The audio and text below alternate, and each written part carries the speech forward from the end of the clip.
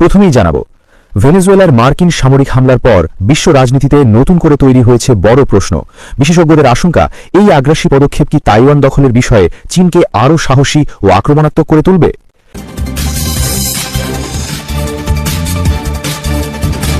এরপর জানাবো, ভেনেজুয়েলার বিপুল জ্বালানি সম্পদ ঘিরে ঐতিহাসিক সিদ্ধান্ত। ৫ কোটি ব্যারেল তেল যুক্তরাষ্ট্রের হাতে তুলে দেওয়ার ঘোষণায় দেশটির সার্বভৌমত্ব নিয়ে প্রশ্ন তুলছে আন্তর্জাতিক মহল।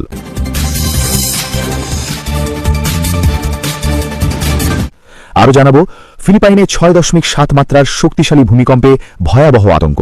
কম্পনে কেঁপে ওঠে বিস্তীর্ণ এলাকা। সম্ভাব্য ক্ষয়ক্ষতির আশঙ্কায় জরুরি অবস্থা জারির প্রস্তুতি।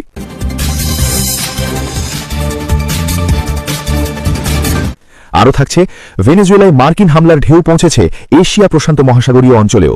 তাইওয়ান ইস্যুতে চীনের ভবিষ্যৎ কৌশল নিয়ে নতুন করে উদ্বেগ বাড়ছে ওয়াশিংটন থেকে টোকিও পর্যন্ত।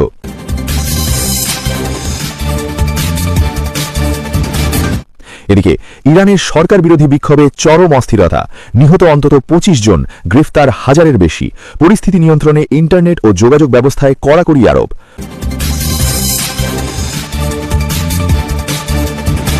আরও জানিয়ে দেব, ইরানের ক্ষেপণাস্ত্র কর্মসূচিকে আঞ্চলিক নিরাপত্তার জন্য বড় হুমকি হিসেবে আখ্যা ইসরায়েলের। প্রধানমন্ত্রী নেতানিয়াহুর কড়া হুঁশিয়ারিতে মধ্যপ্রাচ্যে নতুন সংঘাতের আশঙ্কা।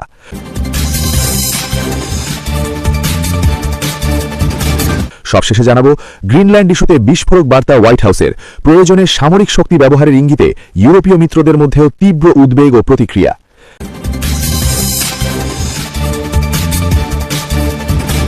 এই ছিল আজকের আন্তর্জাতিক অঙ্গনের সবচেয়ে গুরুত্বপূর্ণ ও আলোচিত শিরোনামগুলো।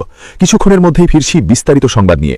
তার আগে অনুরোধ, ভিডিওতে একটি লাইক দিন, চ্যানেলটি সাবস্ক্রাইব করুন এবং কমেন্টে জানিয়ে দিন আপনি কোন দেশ বা জেলা থেকে আমাদের সঙ্গে যুক্ত আছেন।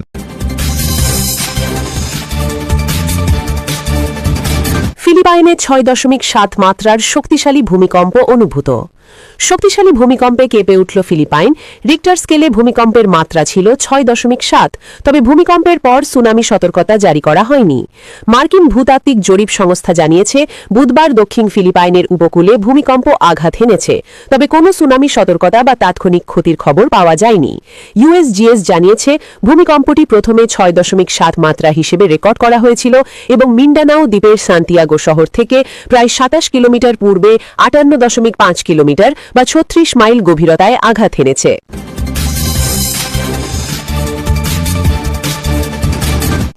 ভেনেজুয়েলা ৫ কোটি ব্যারেল তেল তুলে দিচ্ছে যুক্তরাষ্ট্রের হাতে। সামরিক অভিযান চালিয়ে ভেনেজুয়েলার প্রেসিডেন্ট নিকোলাস মাদুরো এবং তার স্ত্রী সিলিয়া ফ্লোরেসকে অপহরণ করে যুক্তরাষ্ট্রে নিয়ে আসার পর এবার দেশটির জ্বালানি তেল যুক্তরাষ্ট্রে নিয়ে আসার ঘোষণা দিয়েছেন মার্কিন প্রেসিডেন্ট ডোনাল্ড ট্রাম্প। তিনি জানান, ভেনেজুয়েলার অন্তর্বর্তী কর্তৃপক্ষ যুক্তরাষ্ট্রের কাছে ৩ থেকে ৫ কোটি ব্যারেল উচ্চমানের তেল বিক্রি করবে। এই তেল বিক্রি হবে আন্তর্জাতিক বাজার দরে। মঙ্গলবার ৬ জানুয়ারি নিজের সামাজিক যোগাযোগ মাধ্যম ট্রুথ সোশ্যালে দেওয়া এক পোস্টে ট্রাম্প এই ঘোষণা দেন। তিনি বলেন, ভেনেজুয়েলা থেকে আনা তেল সরাসরি যুক্তরাষ্ট্রে পাঠানো হবে। তেল বহনের জন্য ব্যবহার করা হবে বিশেষ স্টোরেজ জাহাজ। এসব জাহাজ যুক্তরাষ্ট্রের বন্দরে এসে তেল খালাস করবে। পুরো প্রক্রিয়া দ্রুত বাস্তবায়নের নির্দেশও দিয়েছেন তিনি। ট্রাম্প আরও জানান, এই তেল বিক্রির মাধ্যমে যে অর্থ আসবে তা যুক্তরাষ্ট্রের প্রেসিডেন্ট হিসেবে তার নিয়ন্ত্রণে থাকবে। তবে এই অর্থ ভেনেজুয়েলার জনগণ এবং যুক্তরাষ্ট্র দুই দেশেরই কল্যাণে ব্যবহার করা হবে বলে তিনি দাবি করেছেন। কিভাবে এবং কোন খাতে এই অর্থ ব্যয় হবে সে বিষয়ে বিস্তারিত কিছু জানাননি তিনি। এদিকে ভেনেজুয়েলা ইস্যুতে যুক্তরাষ্ট্রের তেল কোম্পানিগুলোর সঙ্গে আলোচনা জোরদার হচ্ছে। হোয়াইট হাউস সূত্রে জানা গেছে, আগামী শুক্রবার ওভাল অফিসে তেল কোম্পানির শীর্ষ কর্মকর্তাদের নিয়ে একটি বৈঠক আয়োজন করা হচ্ছে। এই বৈঠকে এক্সন, শেভরন ও কোনোকো ফিলিপসের প্রতিনিধিরা উপস্থিত থাকতে পারেন। আলোচনার বিষয় হবে ভেনেজুয়েলার তেল এবং যুক্তরাষ্ট্রের ভবিষ্যৎ জ্বালানি পরিকল্পনা। বিশ্লেষকদের মতে, এই সিদ্ধান্তের মাধ্যমে যুক্তরাষ্ট্র একদিকে যেমন জ্বালানি সরবরাহ নিশ্চিত করতে চাইছে, অন্যদিকে ভেনেজুয়েলার সঙ্গে সম্পর্ক নতুনভাবে সাজানোর পথও খুলে যাচ্ছে। তবে এই চুক্তি বাস্তবে কতটা কার্যকর হয় এবং ভেনেজুয়েলার সাধারণ মানুষ কতটা উপকৃত হন সেটি এখন দেখার বিষয়। প্রসঙ্গত, দক্ষিণ আমেরিকার দেশ ভেনেজুয়েলা বিশ্বের সবচেয়ে তেল সমৃদ্ধ দেশ। যুক্তরাষ্ট্রের জ্বালানি তথ্য বিষয়ক কর্তৃপক্ষ সংস্থা US energy information administration EIA এর তথ্য অনুসারে ভেনেজুয়েলার খনিগুলোতে মজুদ আছে কমপক্ষে ৩০,৩০০ কোটি ব্যারেল অপরিশোধিত তেল। বিশ্বের খনিগুলোতে মোট যত তেল মজুদ আছে তার ১/৫ আছে ভেনেজুয়েলায়।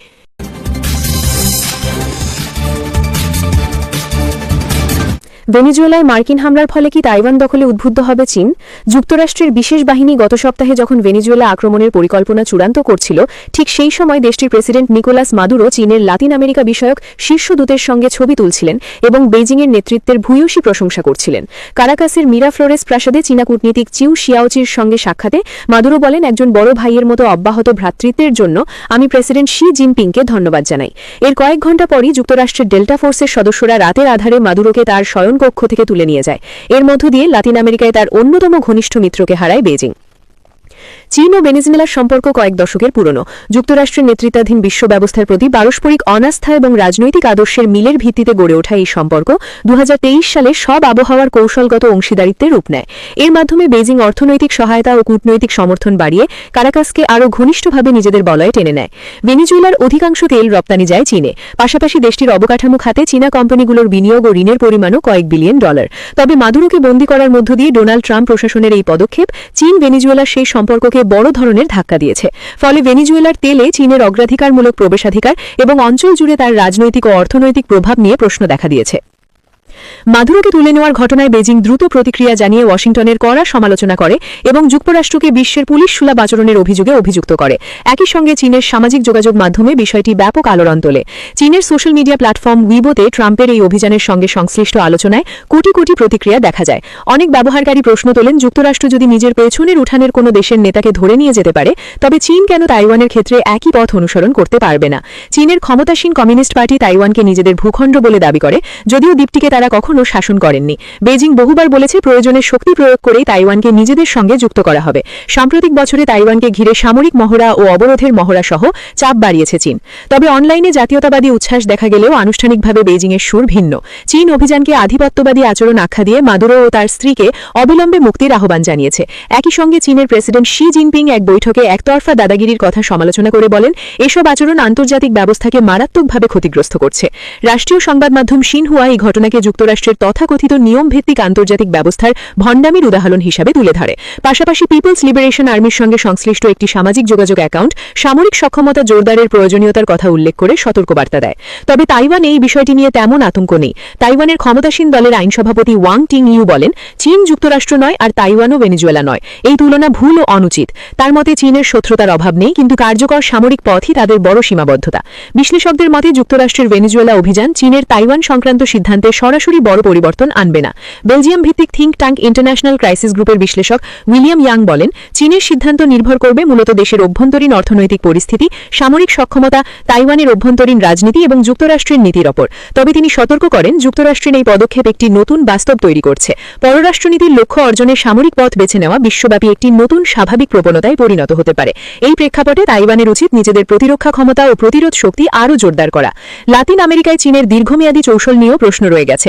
বিশ্লেষকদের মতে মাদুরোর অপসারণ চীনের জন্য বড় ধাক্কা হলেও অঞ্চলটিতে বিদ্যুৎ ও টেলিযোগাযোগ খাতে চীনের বিনিয়োগ এতটাই গভীর যে সেখান থেকে হঠাৎ সরে আসা সামাজিক অস্থিরতা তৈরি করতে পারে। ফলে চীন এখন সামরিক প্রতিযোগিতার চেয়ে অর্থনৈতিক স্বার্থ রক্ষাকেই প্রাধান্য দেবে বলে ধারণা করা হচ্ছে। সূত্র CNN।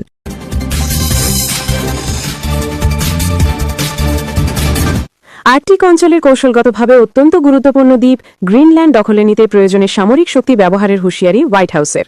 আন্তর্জাতিক অঙ্গনে নতুন করে আলোড়ন সৃষ্টি করা এই অবস্থান বিশ্ব রাজনীতিতে উত্তেজনার মাত্রা বাড়িয়ে তুলেছে বলে মনে করছেন বিশ্লেষকেরা।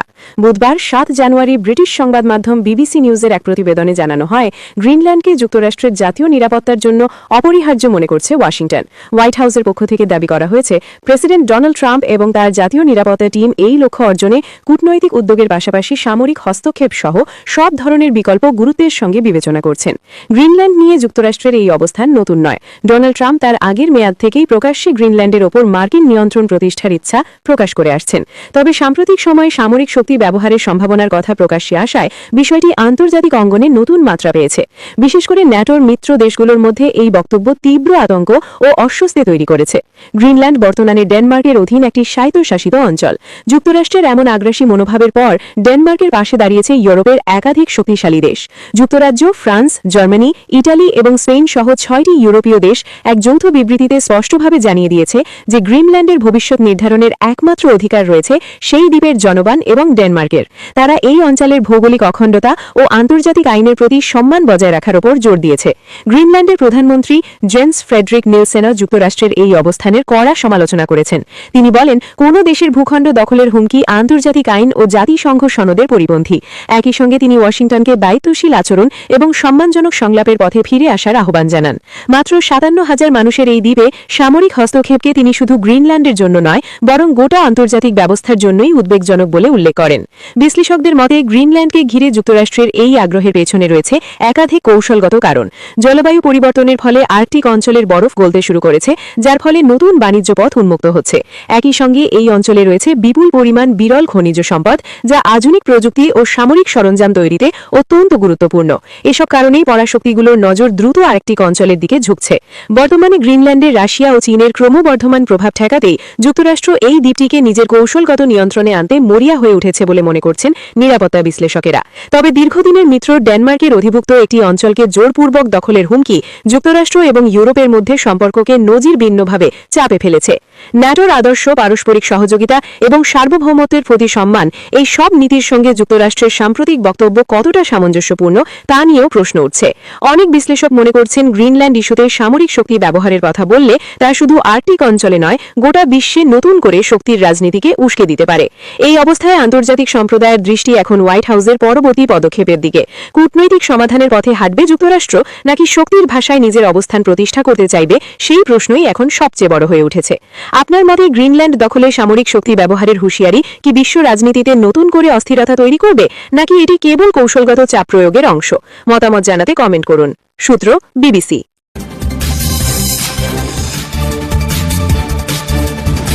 বিক্ষোভে উত্তাল ইরান, নিহত 25, গ্রেফতার 1000-এর বেশি। মুদ্রার ভয়াবহ দরপতনের প্রতিবাদে ইরানে চলমান দেশজুড়ে বিক্ষোভে এখন পর্যন্ত অন্তত 25 জন নিহত হয়েছেন। নিহতদের মধ্যে 4 জন অপ্রাপ্তবয়স্ক রয়েছে। একই সঙ্গে 1000-এর বেশি মানুষকে গ্রেফতার করা হয়েছে বলে জানিয়েছে মানবাধিকার সংস্থা হেঙ্গাও। তবে human rights activists news agency HRANA নিহতের সংখ্যা আরও বেশি বলে দাবি করেছে। সংস্থাটির তথ্য মতে 2 জন নিরাপত্তা সদস্য সহ অন্তত 36 জন প্রাণ হারিয়েছেন এবং সারা দেশে আটক হয়েছেন 2076 জন। গত 28 ডিসেম্বর ইরানের জাতীয় মুদ্রার রিয়ালের বড় ধরনের দরপতনের পর বিক্ষোভ শুরু হয়। $1 বিপরীতে রিয়ালের মূল্য নেমে আসে প্রায় 14,50,000-এ, যা দেশটির ইতিহাসে সর্বনিম্ন। একই সঙ্গে খাদ্যপণ্যের দাম দ্রুত বেড়ে যাওয়ায় জন অসন্তোষ আরও তীব্র হয়। প্রথমে তেহরানের গ্র্যান্ড বাজারে ব্যবসায়ীদের ধর্মঘট দিয়ে আন্দোলন শুরু হলেও পরে তা অন্তত 25টি প্রদেশে ছড়িয়ে পড়ে। সময়ের সঙ্গে সঙ্গে অর্থনৈতিক দাবির পাশাপাশি বিক্ষোভের রাজনৈতিক স্লোগানও যুক্ত হয়। ইরানি গণমাধ্যম জানিয়েছে, পশ্চিম ইরানে সংঘর্ষের সময় বাসিজ বাহিনীর এক সদস্য আলী আজিজি নিহত হন। অভিযোগ রয়েছে তাকে ছুরিকাঘাত ও গুলিবিদ্ধ করা হয়। সরকারি সূত্রের পক্ষ থেকে এখনও হতাহতের পূর্ণাঙ্গ তথ্য প্রকাশ করা হয়নি। পরিস্থিতি নিয়ন্ত্রণে নিরাপত্তা ব্যবস্থা জোরদার করা হয়েছে বলে জানিয়েছে কর্তৃপক্ষ। সূত্র শাফাক নিউজ।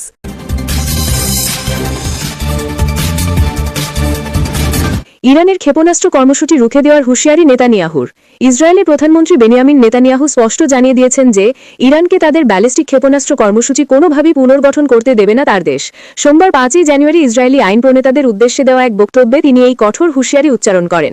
নেতানিয়াহু বলেন, আমরা ইরানকে তাদের ব্যালিস্টিক ক্ষেপণাস্ত্র শিল্প পুনর্গঠন করতে দেব না এবং অবশ্যই তাদের পারমাণবিক কর্মসূচি আবারও শুরু করতে দেব না। তিনি আরও সতর্ক করে বলেন যে ইরানের পারমাণবিক সক্ষমতার যে ব্যাপক ক্ষতি ইতিপূর্বে করা হয়েছে সেটি কাটিয়ে ওঠার চেষ্টা করা হলে কিংবা ইসরায়েলের ওপর কোনো হামলা চালানো হলে তেহরানকে অত্যন্ত ভয়াবহ পরিণতির মুখোমুখি হতে হবে। মার্কিন প্রেসিডেন্ট ডোনাল্ড ট্রাম্পের একই ধরনের হুমকির মাত্র কয়েকদিনের মাথায় নেতানিয়াহু এই অবস্থান ব্যক্ত করলেন। গত সপ্তাহে ওয়াশিংটনে ট্রাম্প ও নেতানিয়াহুর মধ্যে একটি উচ্চ পর্যায়ের বৈঠক অনুষ্ঠিত হয়, যেখানে ইরানের পরমাণু ও ব্যালিস্টিক ক্ষেপণাস্ত্র নির্মূল করার বিষয়ে দুই নেতা ঐক্যমত পোষণ করেন। বিশ্লেষকরা মনে করছেন, যুক্তরাষ্ট্রের নতুন প্রশাসনের পূর্ণ সমর্থন পাওয়ার পরই ইসরায়েল ইরানের সামরিক সক্ষমতা ধ্বংসের বিষয়ে আরও বেশি আক্রমণাত্মক হয়ে উঠেছে। গত বছরের জুন মাসে ইসরায়েলের সঙ্গে 12 দিনের এক রক্তক্ষয়ী যুদ্ধের সময় ইরানের ব্যালিস্টিক ক্ষেপণাস্ত্র ভান্ডার এবং বেশ কিছু পারমাণবিক স্থাপনা বড় ধরনের ক্ষয়ক্ষতির শিকার হয়েছিল। নেতানিয়াহুর এই মন্তব্য মধ্যপ্রাচ্যের উত্তপ্ত পরিস্থিতিতে নতুন করে উত্তেজনার পারদ ছড়িয়েছে। বর্তমানে ইরান যখন তাদের ক্ষতিগ্রস্ত স্থাপনাগুলো মেরামতের চেষ্টা করছে, তখন ইসরায়েলের এই সরাসরি সামরিক পদক্ষেপের হুমকি আঞ্চলিক স্থিতিশীলতাকে সংকটের মুখে ঠেলে দিয়েছে। ওয়াশিংটন ও জেরুজালেমের এই সম্মিলিত অবস্থান ইঙ্গিত দিচ্ছে যে অদূর ভবিষ্যতে তেহরানের সামরিক ও পারমাণবিক উচ্চাকাঙ্ক্ষা রুখতে আরও বড় ধরনের কোনো অভিযান পরিচালনা করা হতে পারে। এএফপির প্রতিবেদনে বলা হয়েছে, ইরানের পক্ষ থেকে এখনও এই হুমকির আনুষ্ঠানিক কোনো প্রতিক্রিয়া পাওয়া যায়নি, তবে দুই দেশের মধ্যে ছায়াযুদ্ধ এখন সরাসরি সংঘাতের রূপ নেওয়ার উপক্রম হয়েছে। সূত্র এএফপি।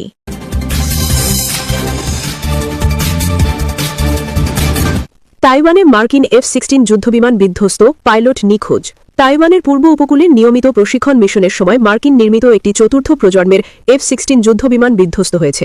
দুর্ঘটনার পর থেকে যুদ্ধবিমানটির পাইলট নিখোঁজ রয়েছেন, যা ঘিরে তাইওয়ানের সামরিক ও বেসামরিক প্রশাসনে উদ্বেগ তৈরি হয়েছে। মঙ্গলবার 6 জানুয়ারি সন্ধ্যায় এই দুর্ঘটনা ঘটে বলে জানিয়েছে আনাদোলু। প্রতিবেদন অনুযায়ী প্রশিক্ষণ চলাকালে হঠাৎ করেই যুদ্ধবিমানটির রাডার থেকে বিচ্ছিন্ন হয়ে পড়ে এবং কিছুক্ষণ পর তা বিধ্বস্ত হয় বলে নিশ্চিত করা হয়। দুর্ঘটনার খবর পাওয়ার সঙ্গে সঙ্গেই তাইওয়ানের কর্তৃপক্ষ ব্যাপক অনুসন্ধান ও উদ্ধার অভিযান শুরু করে।